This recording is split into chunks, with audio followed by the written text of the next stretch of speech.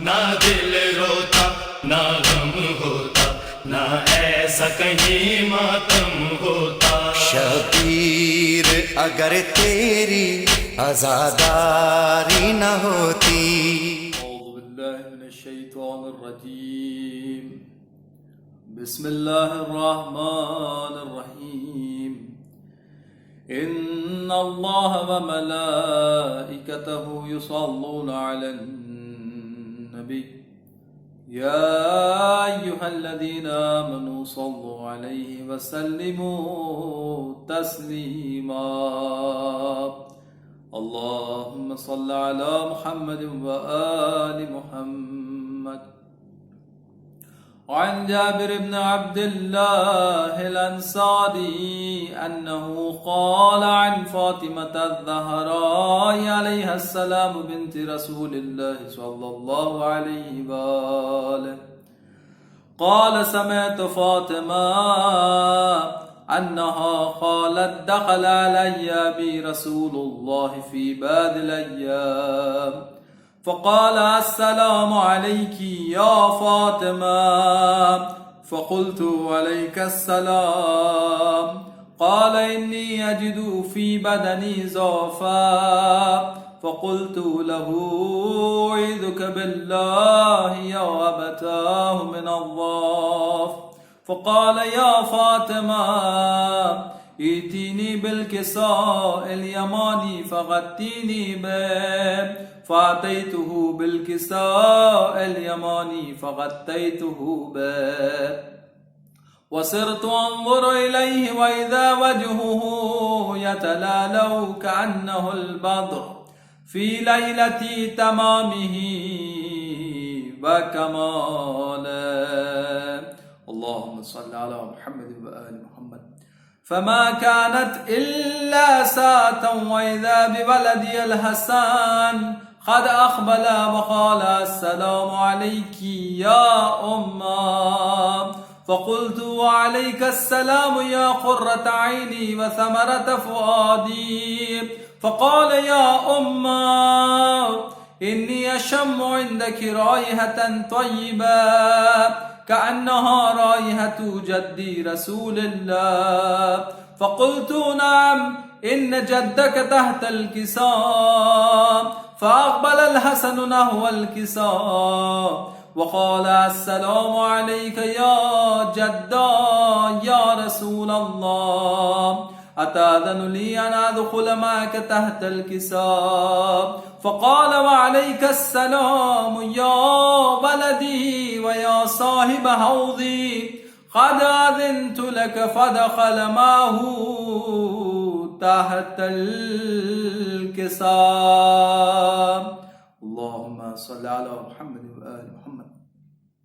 فما كانت إلا ساعة وإذا بولدي الحسين قد أقبل وقال السلام عليك يا أمه، فقلت وعليك السلام يا ولدي ويا قرة عيني وثمرة فؤادي، فقال لي يا أمه إني أشم عندك رائحة طيبة كأنها رائحة جدي رسول الله صلى الله عليه وآله، فقلت نعم إن جدك وأخاك تحت الكساء، فدنا الحسين نحو الكساء وقال السلام عليك يا جدا، السلام عليك يا من اختاره الله، أتأذن لي أن أكون معكما تحت الكساء؟ فقال وعليك السلام يا ولدي ويا شافع أمتي، قد أذنت لك، فدخل معهما تحت الكساء۔ اللهم صل على محمد وآل محمد۔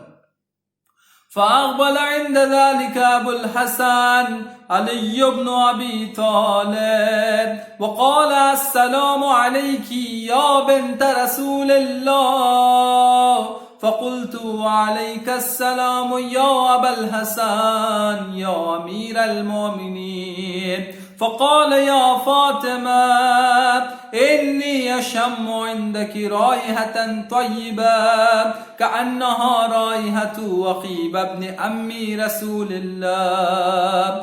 فقلت نعم، ها هو مع ولديك تحت الكساء.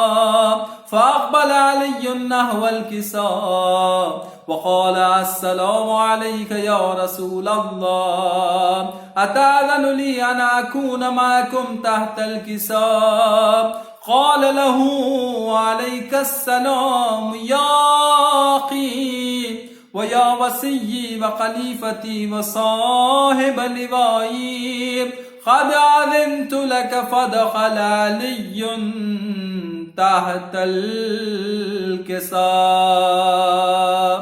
اللهم صل على محمد وآل محمد.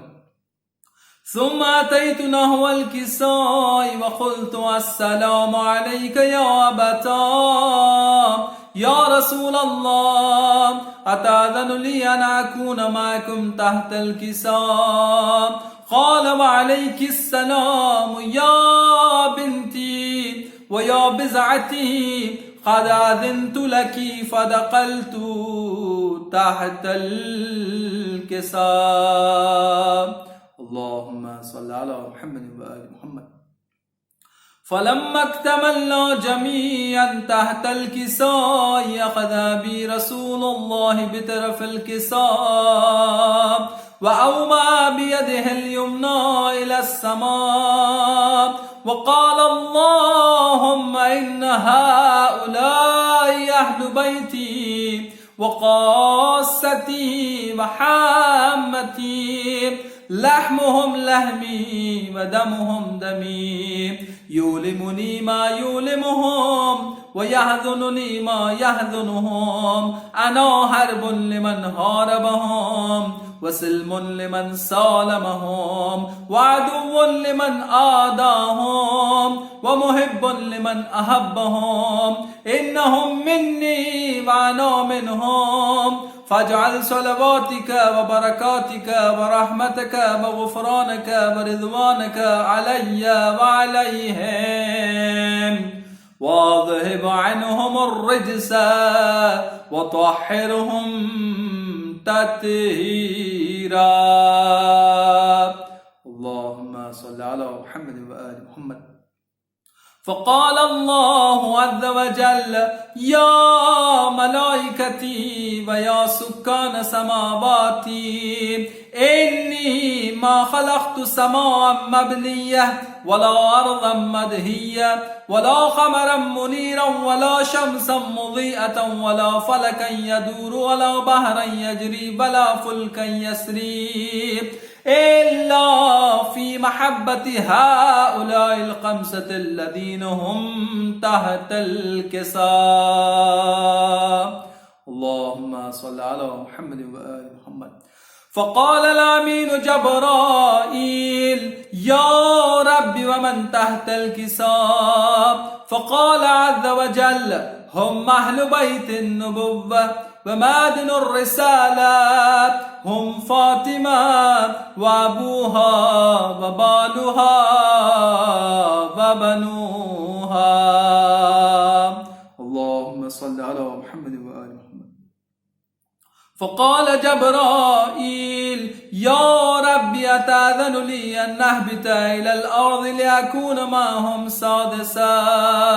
فقال الله نعم قد أذنت لك. فحبت الأمين جبرائيل وقال السلام عليك يا رسول الله. العلي الأعلى يقرئك السلام ويخصك بالتحية والإكرام ويقول لك وعزتي وجلالي إني ما خلقت سماء مبنية ولا مدهية ولا خمرا منيرا ولا شمسا مضيئة ولا فلكا يدور ولا بحرا يجري ولا فلكا يسري إلا لأجلكم ومحبتكم وقد أذن لي أن أدخل معكم فهل تأذن لي يا رسول الله؟ فقال رسول الله وعليك السلام يا أمين وحي الله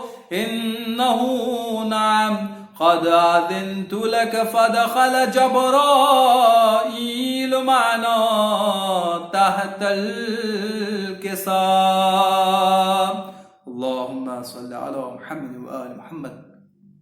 فقال لأبي إن الله قد أوحى إليكم يقول إنما يريد الله ليذهب عنكم الرجس أهل البيت ويطهركم تطهيرا. اللهم صل على محمد وآل محمد. فقال علي لأبي يا رسول الله أخبرني ما لجلوسنا هذا تحت الكساء من الفضل عند الله. فقال النبي والذي بعثني بالحق نبيا واصطفاني بالرسالة نجيا ما ذكر خبرنا هذا في محفل من محافل أهل الأرض وفيه جمع من شيتنا ومحبينا إلا ونزلت عليهم الرحمة وهفت بهم الملائكة واستغفرت لهم إلى أن يتفرقوا. فقال علي إذا والله فذنا وفاذ شيتنا ورب الكعبة. اللهم صل على محمد وآل محمد. فقال النبي ثانيا يا علي والذي بعثني بالحق نبيا واصطفاني بالرسالة نجيا ما ذكر قبرنا هذا في محفل من محافل أهل الأرض وفيه جمع من شيتنا ومحبينا وفيهم محموم إلا وفرج الله هما ولا مغموم إلا وكشف الله غما ولا طالب حاجة إلا وقضى الله حاجته. فقال علي إذا والله فذنا وسعدنا وكذلك شيتنا فاذوا وسعدوا في الدنيا والآخرة. اللهم صل على محمد وآل محمد. بسم الله الرحمن الرحيم. اللهم إني أسألك بحق محمد وأنت المحمود وبحق علي وأنت الأعلى وبحق فاطمة وأنت فاطر السماوات والأرض وبحق الحسن وأنت المحسن وبحق الحسين وأنت خديم الإحسان وبحق الأئمة التسعة الطاهرين من ذرية الحسين عليه السلام. اللهم صل على محمد وآل محمد وعجل دمِ رخصتے پدر روتی تھی پکڑے ہوئے بابا کی کمر روتی تھی پھر ملنے کی امید نہ تھی دونوں کو شبیر ادھر اور وہ ادھر روتی تھی صغرا دم رخصتیں فدا ہو اس پہ سلامی ہے جس کا نام حسین میرا موئی میرا آقا میرا امام حسین.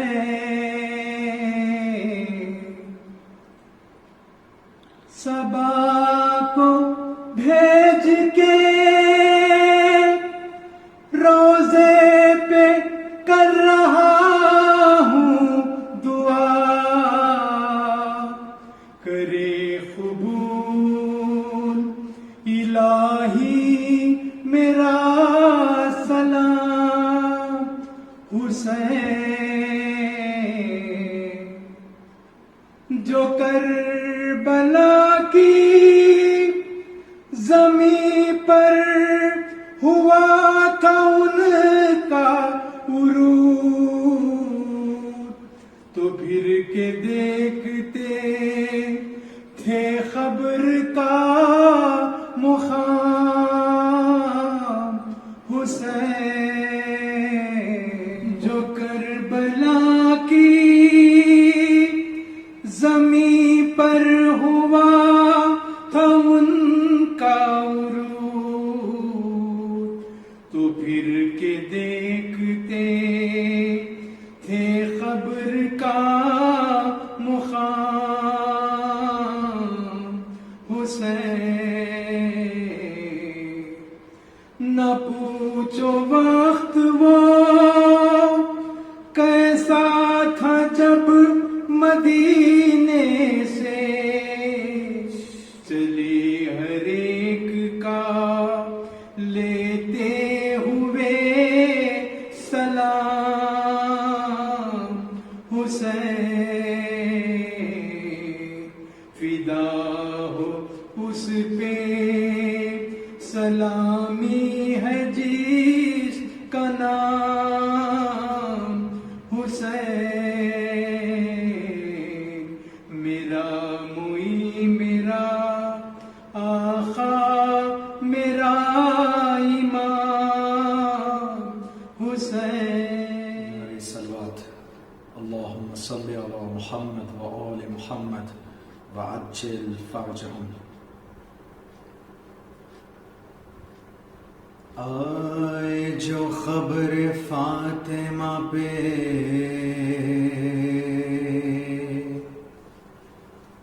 سید انام،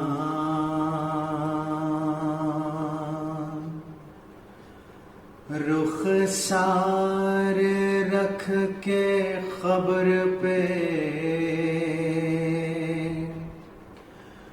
رو کر کیا کلام،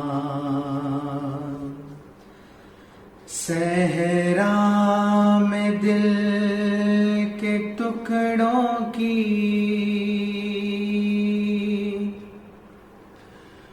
بستی بساؤں گا،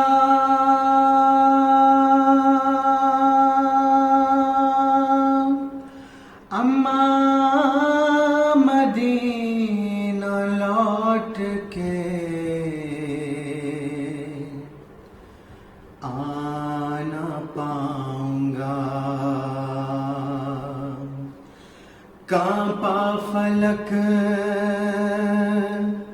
لرزنے لگی، خبر سیدہ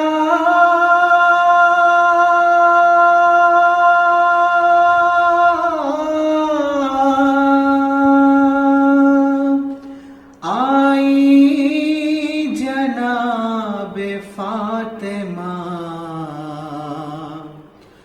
کی خبر سے صدا، جاؤ میرے لال، جاؤ میرے لال، جاؤ میرے لال، جاؤ میرے لال، تم پہ ہر قدم رہے دعا میری، اور سایہ خدائے ذوالجلال، جاؤ میرے لال، جاؤ میرے لال، تم پہ ہر قدم رہے دعا میری، اور سایہ خدائے ذوالجلال، جا رہے ہو تم جو کہہ کے دین حق بچاؤں گا، اما آپ کی قسم میں خون میں نہاؤں گا، اما آپ کی قسم میں خون میں نہاؤں گا، اب ہو جو بھی حال تم ہو پائے مال، تم پہ ہر قدم رہے دعا میری، اور سایہ خدائے ذوالجلال، جاؤ میرے لال جاؤ میرے لال، تم پہ ہر قدم رہے دعا میری، اور سایہ خدائے ذوالجلال۔ بچپنے میں جو کیا تھا وعدہ بابا جان سے، اب وہ وقت آ گیا کفن تو سر سے باندھ لے، وقت اب وہ آ گیا کفن تو سر سے باندھ لے، دیکھ میرے لال دین کا ہے سوال، دیکھ میرے لال دین کا ہے سوال، کامیابی ہے تیرے ساتھ ہی، اور سایہ خدائے ذوالجلال، جاؤ میرے لال جاؤ میرے لال، تم پہ ہر قدم رہے دعا میری، اور سایہ خدائے ذوالجلال، دے رہا ہے دین کبریا تمہیں صدا، المدد حسین المدد شہ ہدا، المدد حسین المدد شہ ہدا، بے وطن حسین میرے دل کے چین، ہم سفر تمہارے ساتھ ماں ہوئی، اور سایہ خدائے ذوالجلال، جاؤ میرے لال جاؤ میرے لال، تم پہ ہر قدم رہے دعا میری، اور سایہ خدائے ذوالجلال، شان باوفا کے ہوں گے جس گھڑی قلم، روئیں گے علم کے سائے میں تیرے حرم، روئیں گے علم کے سائے میں تیرے حرم، روئے گی وفا اور کربلا، روئے گی فرات اور تشنگی، اور سایہ خدائے ذوالجلال، جاؤ میرے لال جاؤ میرے لال، تم پہ ہر قدم رہے دعا میری، اور سایہ خدائے ذوالجلال۔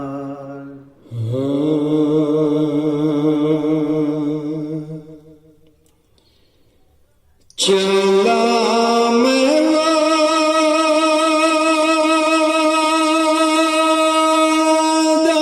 نبھانے،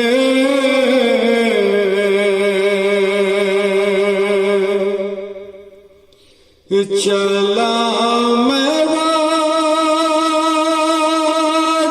نبھانے،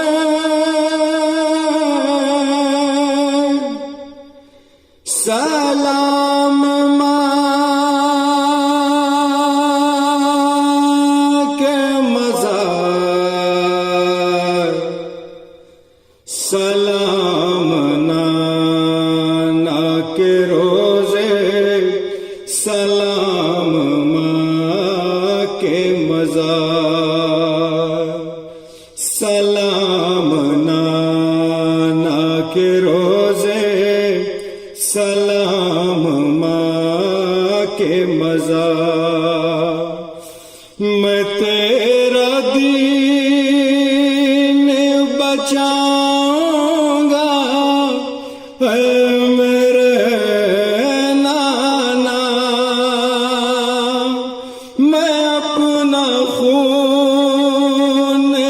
بہاؤں گا اے میرے نانا حسین جاتا ہے مرنے حسین جاتا ہے مرنے سلام ماں کے مزار سلام نانا کے روزے سلام ماں کے مزار میری شریک سفر بن کر ساتھ چل اماں سفر پہ جاتا ہوں کپڑے میرے بدل اماں لباس خود سجا دے اور بدن پہ پھر ایک بار سلام نانا کے روزے سلام ماں کے مزار دعا کرو کوئی سر بے ردا نہ ہو نماز شوق شہادت قضا نہ ہو نائے میرے چمن پہ اور ستم کی گرد غبار سلام نانا کے روزے سلام ماں کے مزار دے جلانے کو نانا تمہارے روزے پر ضرور آئے گی صغرا ہر ایک شام و سحر خدا کرے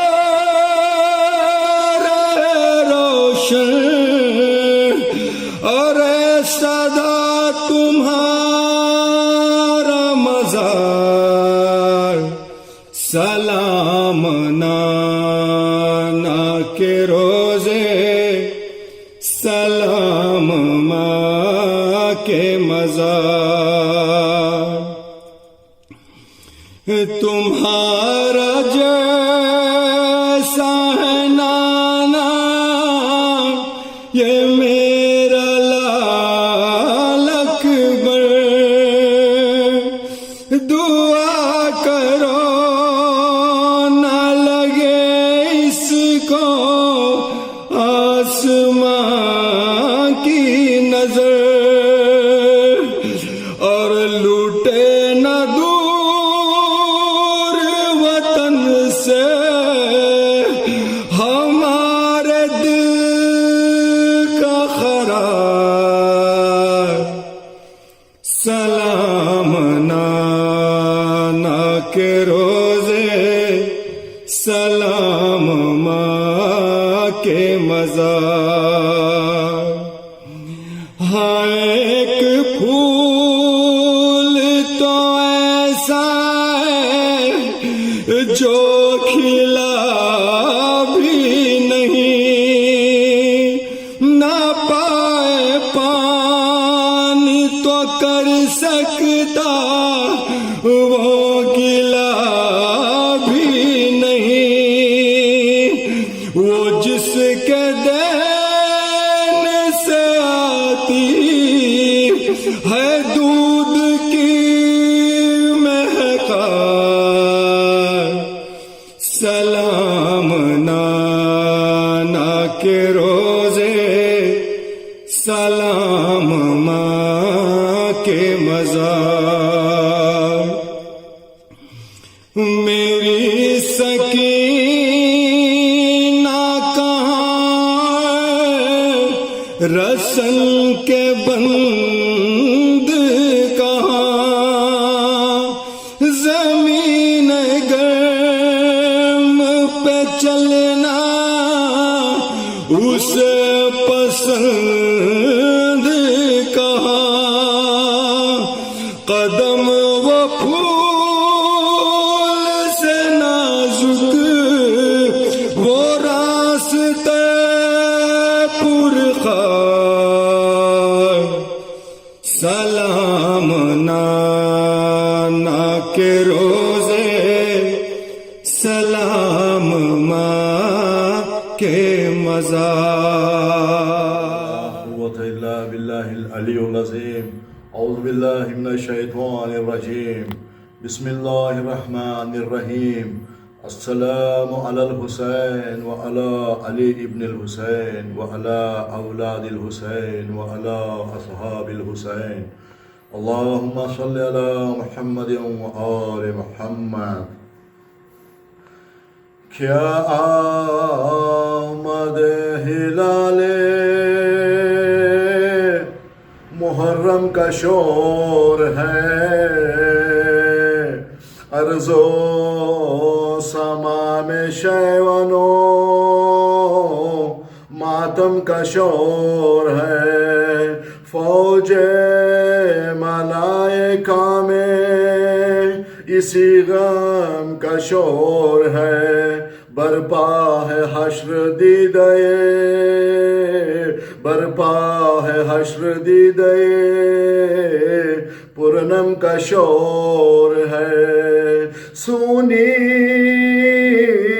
ہے خبر فاتح بدر و حنین کی آتی ہے ہر طرف سے آتی ہے ہر طرف سے صدا شور و شین کی ہر جا بپا ہے ماتم سلطان بر و بر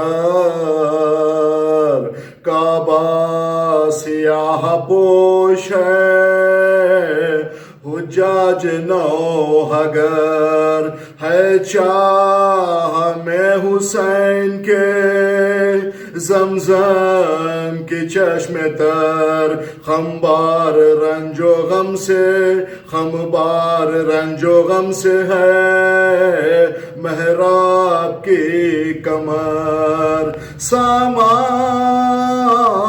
ہے ماتم عالم پناہ کا اٹھتا ہے گل زمین سے اٹھتا ہے گل زمین سے فریاد و آہ کا غمشش جہت میں خامی سے آل عبا کا ہے اریاں سر جناب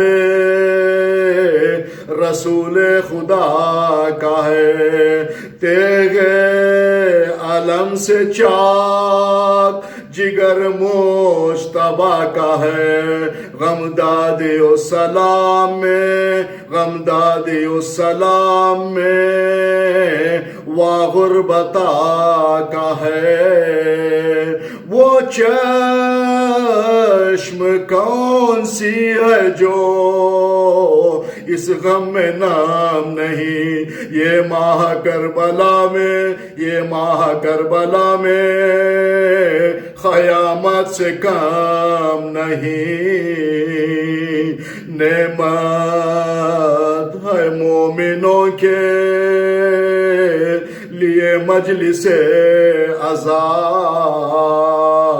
نوحہ کہیں ہے اور کہیں ہوتا مرثیہ سن کے حال قتل شے مشرقین کا ہوتا ہے شور حسینو ہوتا ہے شور حسینو و حسین کا دل ٹکڑے ہوتے ہیں شے بے کس کے نام سے روتے ہیں سب لپٹ کے روتے ہیں سب لپٹ کے ذریعے امام سے اس بزم میں شریک رسول خدا بھی ہیں ساتون کے اولیاء بھی اور انبیاء بھی ہیں نالا پسر کے حال پہ مشکل کشا بھی ہیں تھامے ہوئے جگر حسن مجتبی بھی ہیں سن کے مرثیے کوئی رخت جو ہوتی ہے ہم سب کے ساتھ روح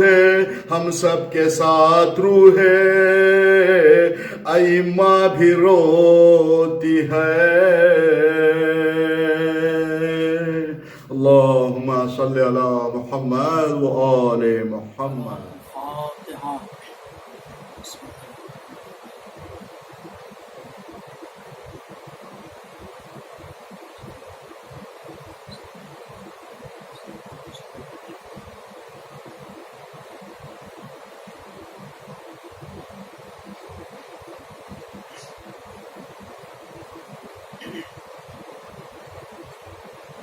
لا حول ولا قوة إلا بالله العلي العظيم أعوذ بالله السميع العليم من الشيطان اللعين الرجيم بسم الله الرحمن الرحيم الحمد لله الذي هدانا لهذا وما كنا لنهتدي لولا أن هدانا الله لقد جاءت رسل ربنا بالحق والصلاة والسلام على رسول الثقلين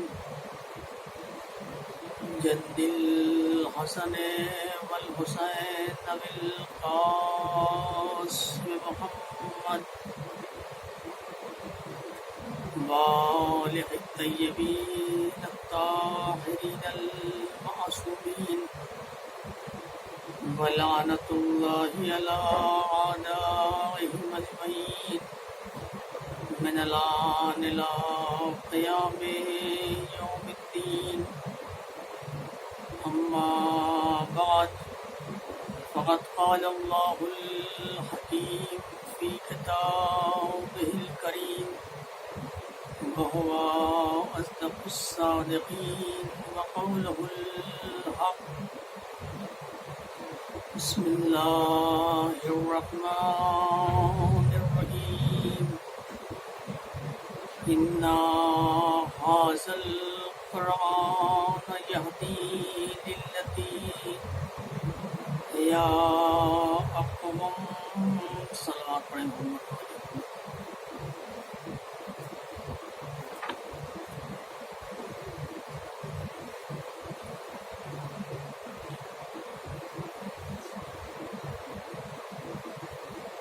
سورہ مبارکہ اسرا کی آیت تلاوت کا شرف حاصل کیا. اس میں ارشاد ہو رہا ہے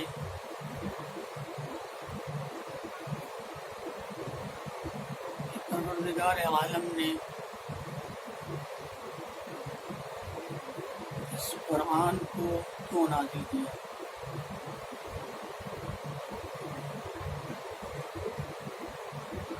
قرآن کے نازل کرنے کا مقصد اور ہدف کیا ہے، یہ اس آیہ کریمہ میں یا اس کے علاوہ قرآن کریم کی چند اور آیتیں جس میں اس بات کا ذکر ہوا ہے کہ اللہ نے اس کتاب کو کس لیے نازل کیا۔ ارشاد ہوتا ہے اِنَّ هَذَا الْقُرْآنَ، کہ بے شک یہ قرآن ہدایت کرتا ہے، رہنمائی کرتا ہے بالکل سیدھے راستے کی طرف، یعنی آیت کریمہ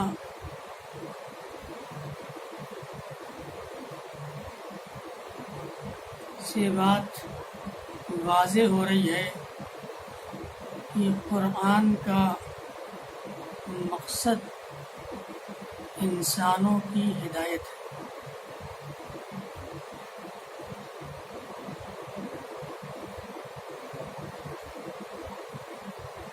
یعنی قرآن کریم کو اللہ نے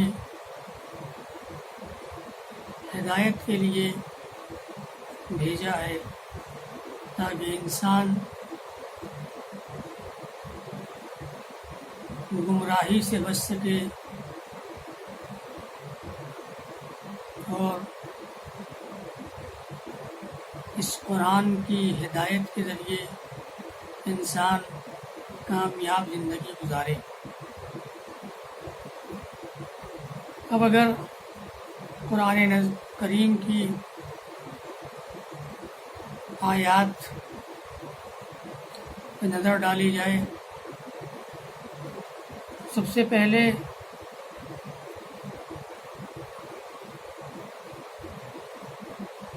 یہ دیکھا جائے کہ قرآن کریم کے مخاطبین کون لوگ ہیں۔ اس لیے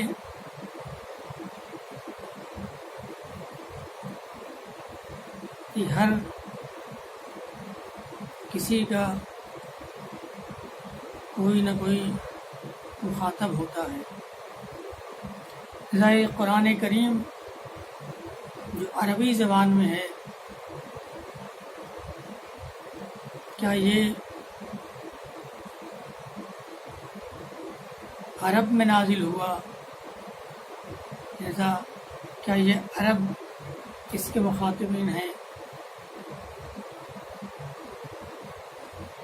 یا کچھ آیتیں مکے میں نازل ہوئیں، کچھ آیتیں مدینے میں نازل ہوئیں، تو کیا اہل مکہ یا اہل مدینہ اس کے مخاطبین میں سے ہیں؟ لیکن خود قرآن کریم سے اس کا جواب مل جائے گا کہ قرآن کے مخاطبین دو ہیں۔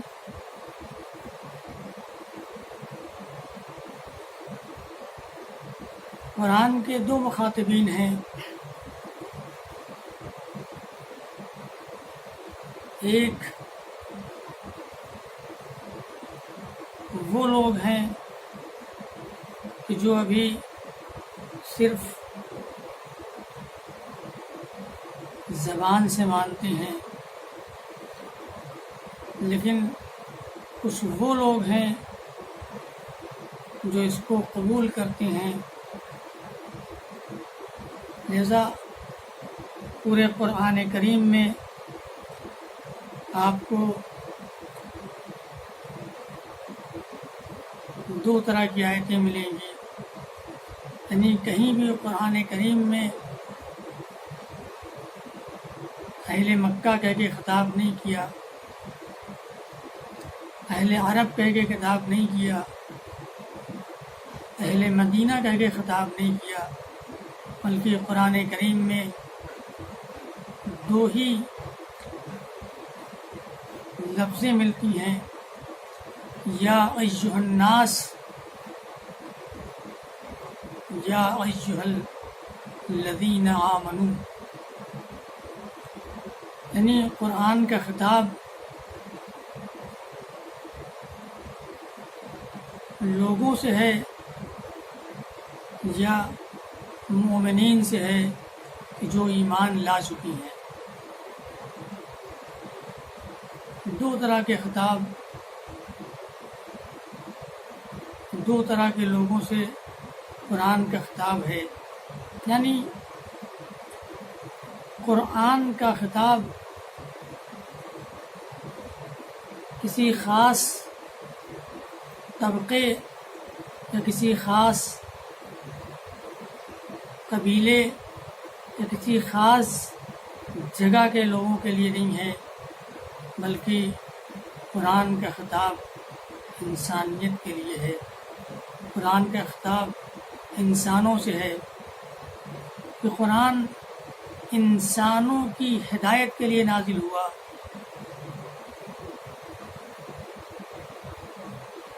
قرآن انسانوں کی ہدایت کے لیے، تاکہ اس قرآن کریم سے ہدایت حاصل کر کے انسان اپنی زندگی کو کامیاب بنا سکے، اور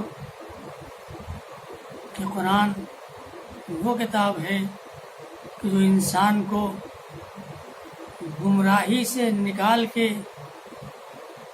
نجات کی طرف لے آتا ہے، کہ قرآن وہ قرآن ہے کہ جو انسان کو ظلمت اور اندھیرے سے نکال کے اجالے اور نور کی طرف لاتا ہے۔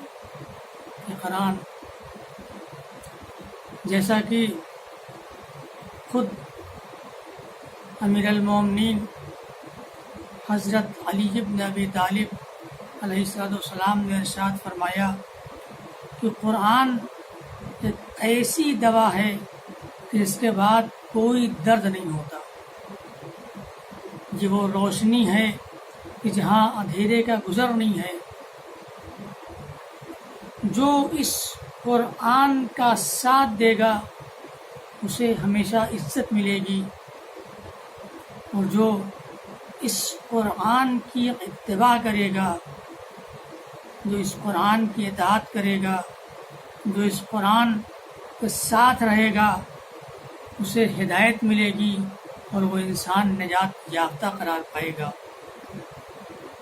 لہذا یہ قرآن ڈھال ہے اس کے لیے جو ہتھیار بند ہو، یہ قرآن علم ہے عالم کے لیے،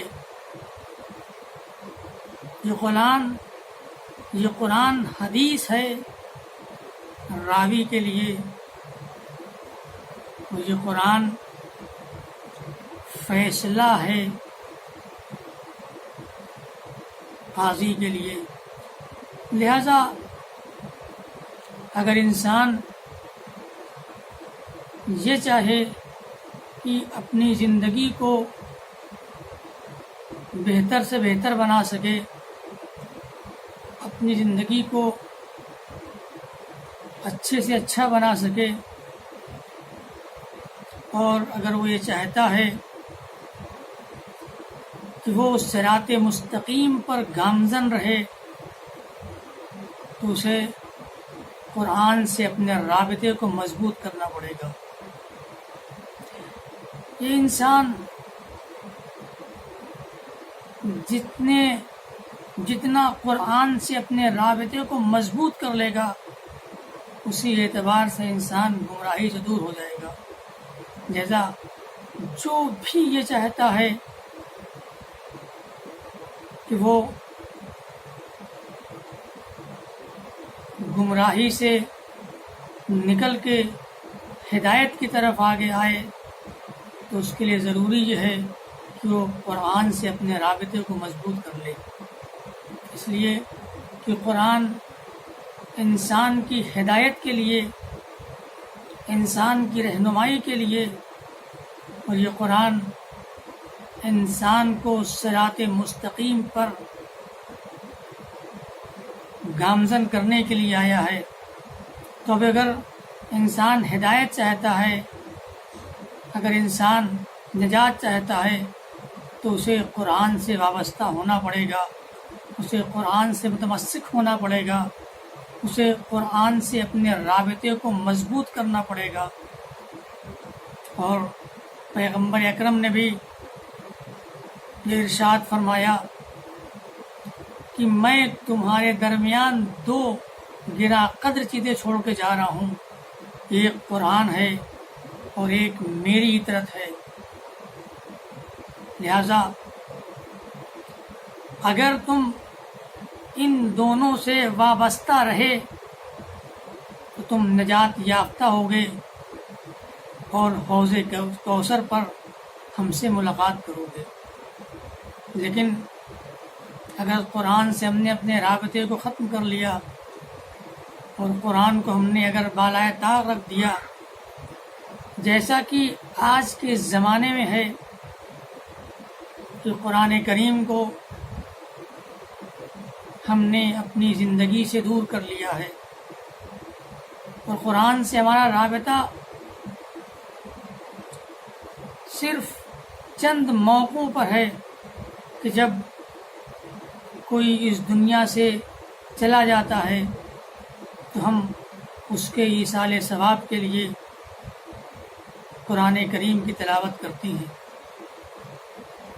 یہ قرآن کے اوپر ظلم ہے کہ انسان قرآن کو صرف اور صرف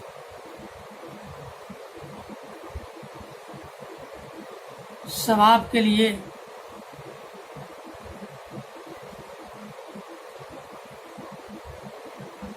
اس لیے کہ قرآن ثواب کے لیے نہیں نازل کیا اللہ نے، اگرچہ ثواب سے انکار نہیں ہے، قرآن کی تلاوت کرے گا ثواب ملے گا، یقیناً ملے گا ثواب، لیکن قرآن کے نزول کا مقصد ثواب نہیں ہے۔ قرآن کے نزول کا جو مقصد ہے وہ یہ ہے کہ قرآن ہدایت ہے، یہ قرآن رہنما ہے، یہ قرآن لیڈر ہے۔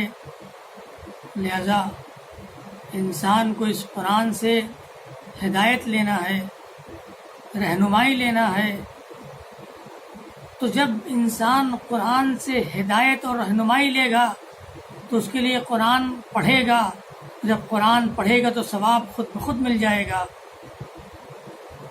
لیکن اگر ہم قرآن کو صرف اور صرف ہدایت کے لیے نہ استعمال کر کے صرف ثواب کی غرض سے پڑھیں تو پھر ثواب تو مل جائے گا لیکن ہدایت نہیں ملے گی۔ اس لیے کہ ہدایت کے لیے قرآن کی تلاوت کا انداز الگ ہوگا اور ثواب کی غرض سے قرآن کی تلاوت کا انداز الگ ہوگا۔ شاید یہی وجہ ہے کہ خود اسی قرآن کریم میں یہ ارشاد ہے سورہ مبارکہ فرقان میں کہ پیغمبر اکرم روز محشر امت کی شکایت کریں گے کہ پروردگار اس امت نے قرآن کو مہجور کر دیا، یعنی قرآن کو ترک کر دیا تھا۔ قرآن کریم میں آیت ہے کہ پیغمبر اکرم روز محشر کہیں گے، اور حدیث میں بھی وارد ہوا ہے کہ پیغمبر اکرم روز محشر 3 چیزوں کی شکایت کریں گے۔ اس میں سے سب سے پہلے یہی قرآن کریم ہے۔ کیوں؟ اس لیے کہ پیغمبر نے اس قرآن، پیغمبر اکرم کے قلب مبارک پر اللہ نے اس قرآن کو نازل کیا اور علی ابن ابی طالب نے اس قرآن کو جمع کیا، محفوظ کیا اور امت تک پہنچایا تاکہ لوگ اس قرآن سے ہدایت حاصل کریں، لوگ اس قرآن سے نجات حاصل کریں۔ لیکن ہم نے اس قرآن کریم کو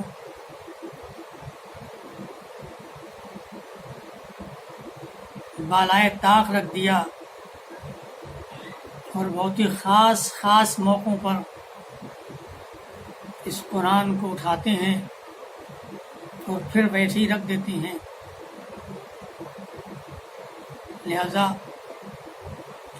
اگر انسان نجات چاہتا ہے، اگر انسان کامیاب ترین زندگی گزارنا چاہتا ہے تو قرآن اور اہل بیت سے اس کا رابطہ مضبوط ہونا چاہیے۔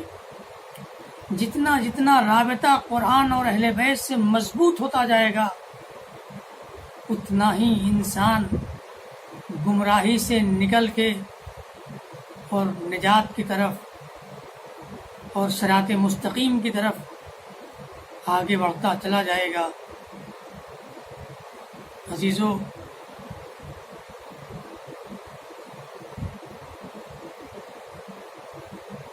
جس عزا کے مہینے کا شدت سے انتظار تھا، عزاداروں کو محرم کا چاند نمودار ہو چکا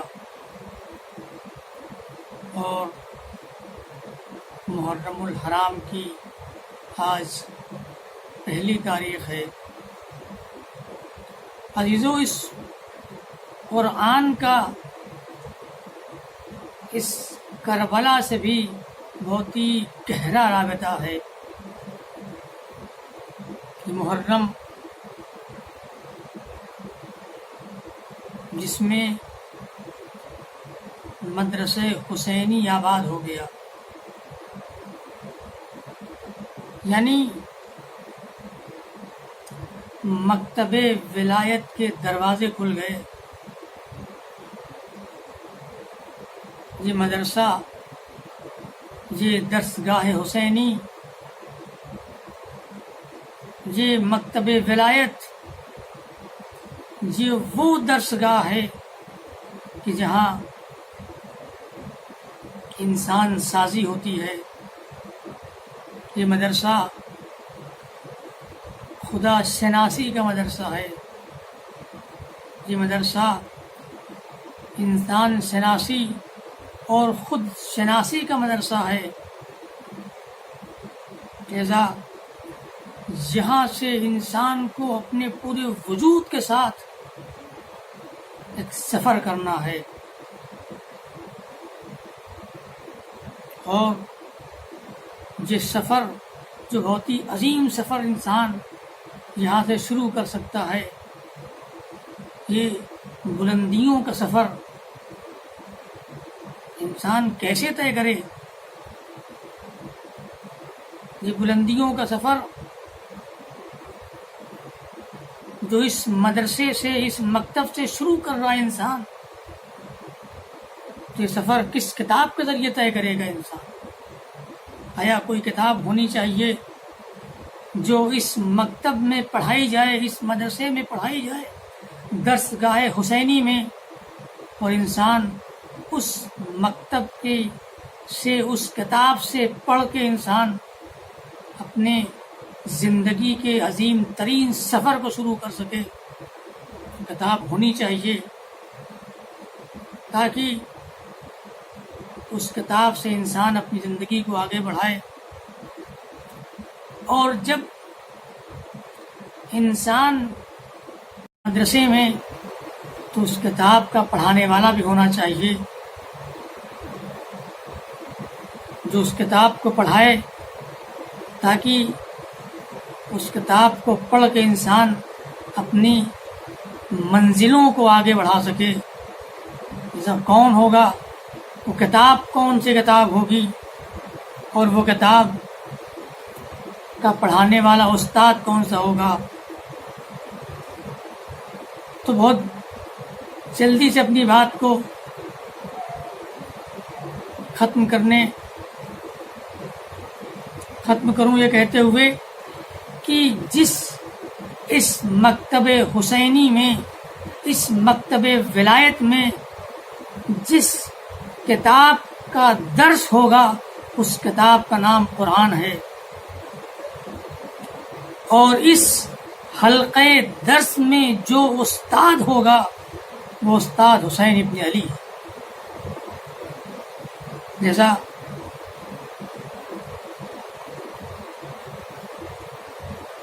اس مکتب حسینی سے اور اس درسگاہ حسینی سے جب قرآن اور حسین ابن علی ان دونوں سے رابطے کو مضبوط کیا جائے گا تو پھر انسان کی زندگی کامیاب کیوں نہ ہو. اس لیے کہ یہ حسین ابن علی وہ ہیں کہ جنہوں نے قرآن مجید کی تلاوت نوک نیزہ پہ کی ہے. اگر زندگی کا درس حاصل کرنا ہو، انسان کو اپنی مشکلات اور اپنی پریشانیوں کو دور کرنا ہو،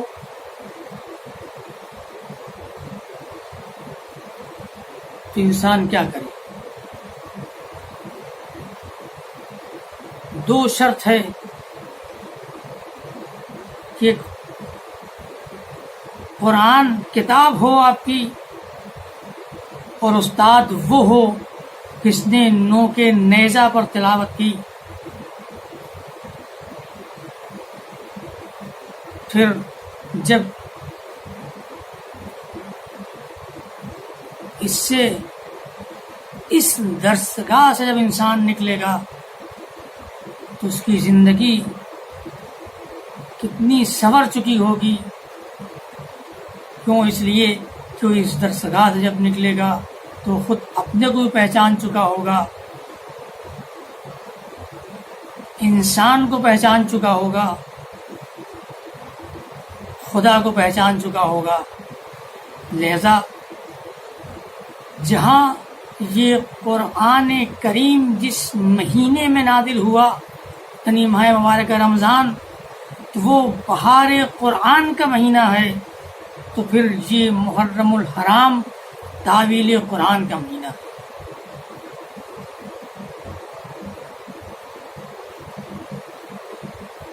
اس لیے کہ اس قرآن کریم کو اس محرم الحرام میں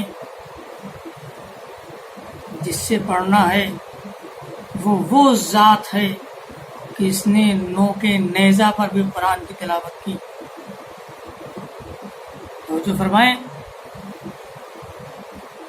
کہ نوک نیزے پر تلاوت کوئی معمولی بات نہیں ہے.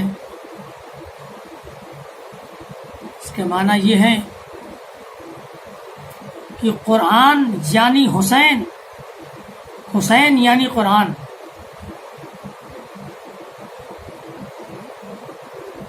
بس یہیں سے دو لفظ ہیں کہ ایک قرآن صامت اور ایک قرآن ناطق. پیغمبر نے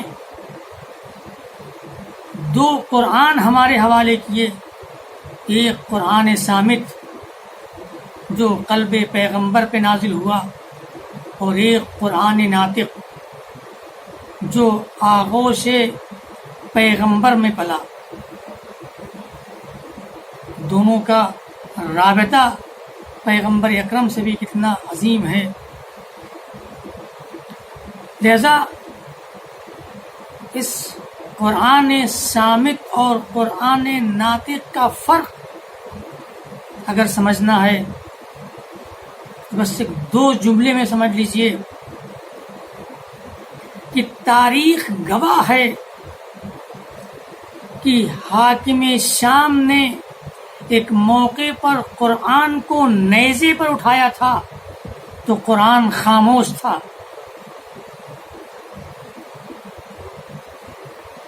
قرآن خاموش تھا. لیکن جب اسی کے بیٹے نے حسین ابن علی کے سر کو نوکے نیزہ پہ بلند کیا تب یہ قرآن خاموش نہیں تھا. یعنی اب یہ حسین ابن علی خاموش نہیں تھے. یہ قرآن ناطق اور یہ قرآن صامت. ہاں عزیزو، یہ محرم درسگاہ حسینی ہے، جہاں سے انسان کو ہر طرح کی ہدایت مل سکتی ہے.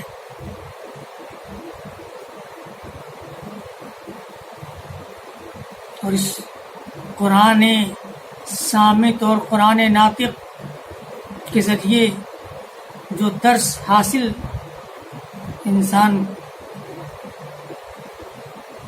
کر لے گا تو انسان کی زندگی سنور جائے گی. تو ہاں عزیزو، اسی قرآن ناطق نے اپنے نانا کے عظیم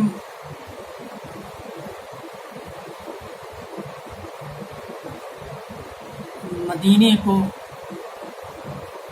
چھوڑ دیا.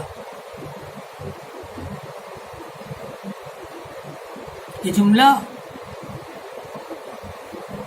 بہت مختصر ہے لیکن بہت عظیم جملہ ہے کہ آقا حسین نے مدینے کو چھوڑ دیا.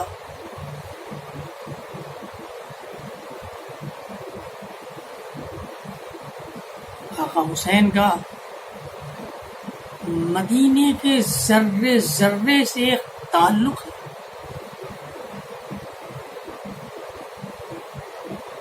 کوئی معمولی بات نہیں ہے کہ حسین ابن علی نے مدینے کو چھوڑ دیا. وطن چھوڑنا آسان کام نہیں ہے. جو لوگ اپنے عزیز وطن کو چند سالوں کے لیے چھوڑ کے جاتے ہیں تو کوئی ان سے پوچھے کہ انہیں کیسا محسوس ہوتا ہے جب وطن سے نکل رہے ہوتے ہیں. لیکن حسین ابن علی جو اسی مدینے میں پلے، اسی مدینے میں بڑھے، اس مدینے سے حسین ابن علی کا بہت خاص تعلق ہے. رسول کا روضہ اسی مدینے میں ہے، ماں کی قبر اسی مہینے میں ہے، مدینے میں ہے، اور بھائی حسن کی قبر اطہر بھی اسی مدینے میں ہے. حسین ابن علی کا اس مدینے کے ذرے ذرے سے تعلق ہے. اس میں سے یہ چند بہت ہی خاص ہیں. لہذا جب حسین ابن علی اس مدینے سے نکلنا چاہتے ہیں، اس مدینے کو خدا حافظ کہنا چاہتے ہیں، جب آخری رات آئی ہے، روایت میں ملتا ہے کہ جب آخری رات آئی تو حسین ابن علی 3 مرتبہ اپنے جد پیغمبر اکرم کی قبر پہ گئے. جیسے ہی نماز مغرب تمام ہوئی، حسین ابن علی اپنے نانا کی قبر پہ تشریف لے گئے اور اپنے رخسار کو رسول کی قبر پہ رکھ دیا اور گریہ کرنا شروع کیا. کچھ دیر گریہ کرتے رہے، اور جب گریہ کر چکے تو اٹھے اور بیت الشرف واپس آئے، بنی ہاشم کو جمع کیا، سامان سفر تیار ہو رہا ہے۔ کسی دوران ایک مرتبہ نصف شب ہوئی کہ حسین ابن علی پھر روض رسول پہ آ گئے،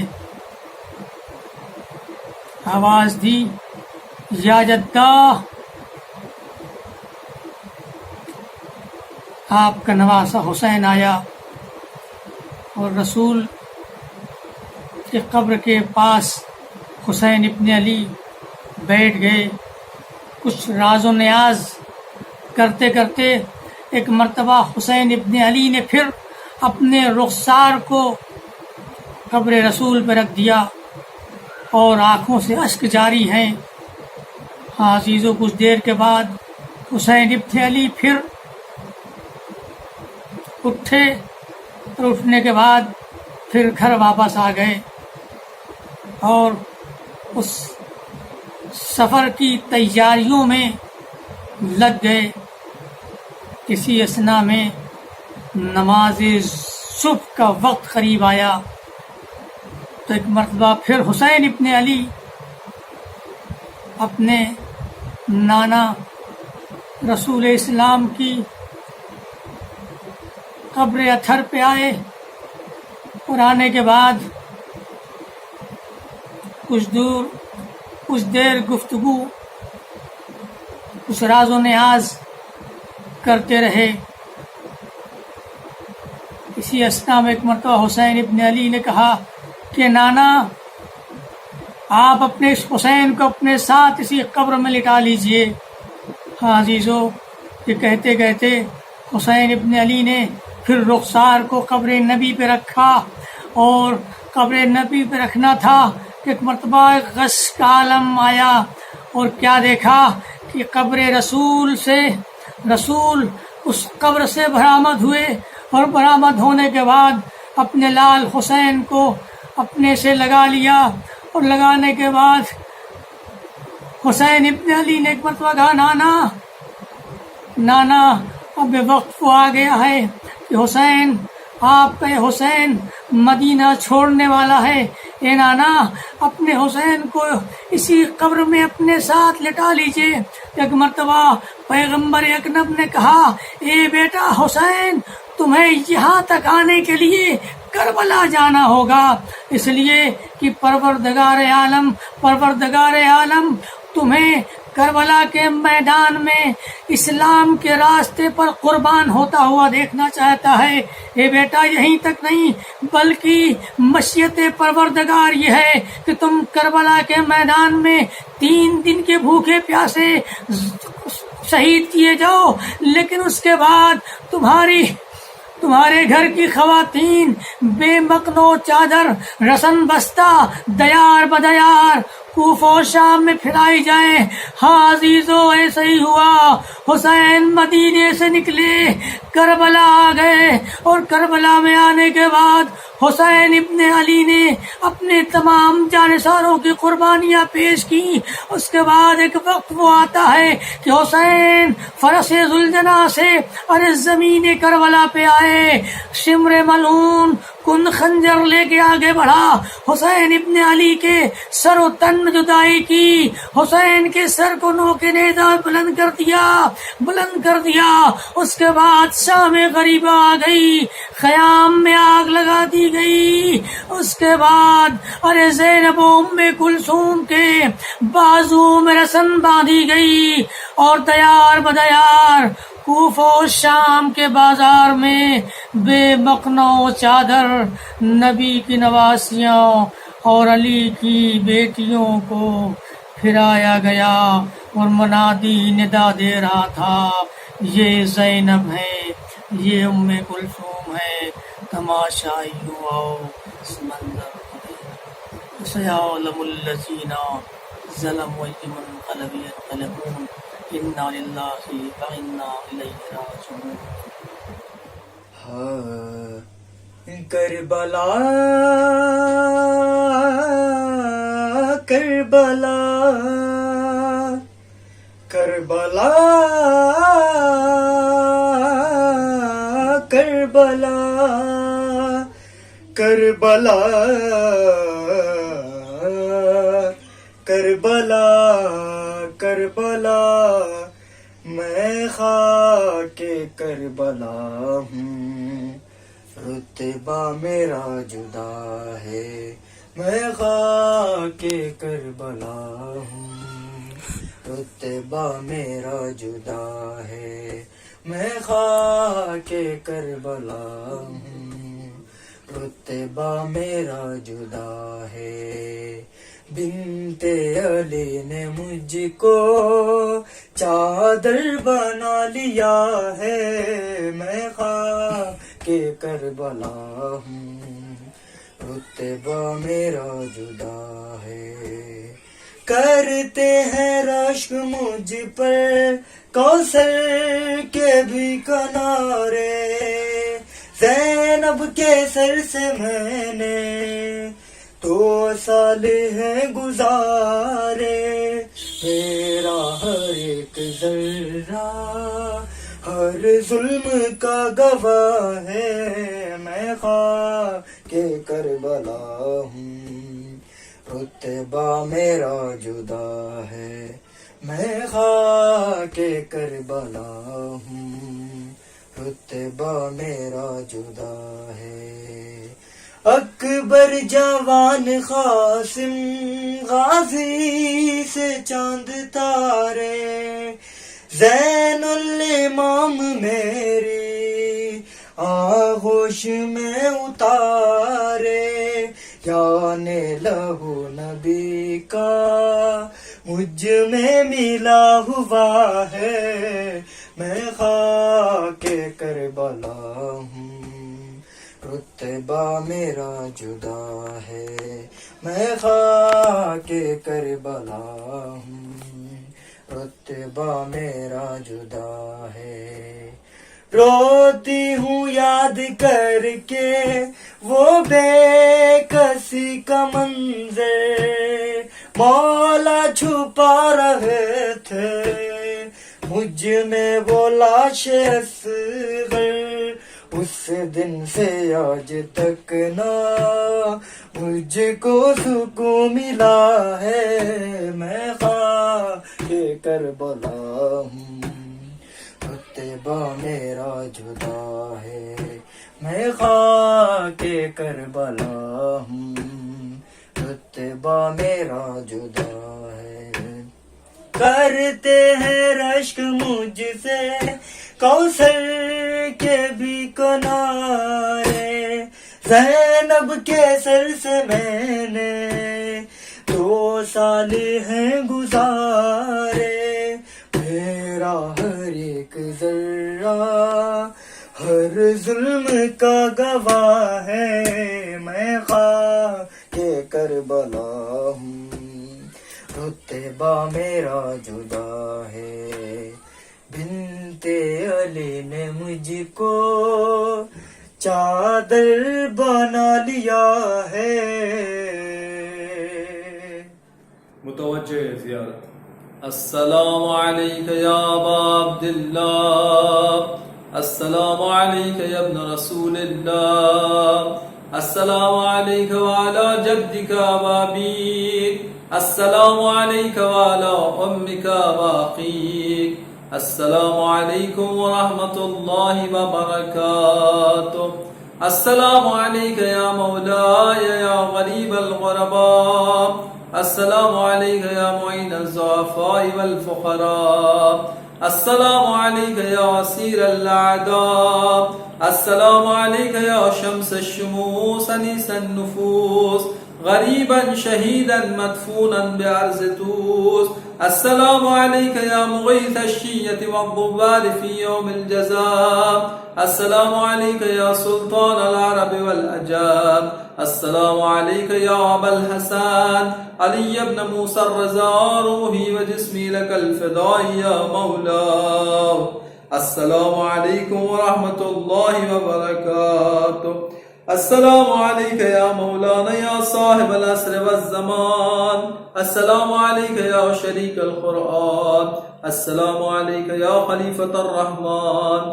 السلام عليك يا إمام الإنس والجان. السلام عليك يا إمام زماننا هذا. أجل الله تعالى فرجك وسهل الله تعالى مخرجك وظهورك وجعلنا من أعوانك وأنصارك وشيعتك. السلام عليكم ورحمة الله وبركاته. اللهم صل على محمد وآل محمد.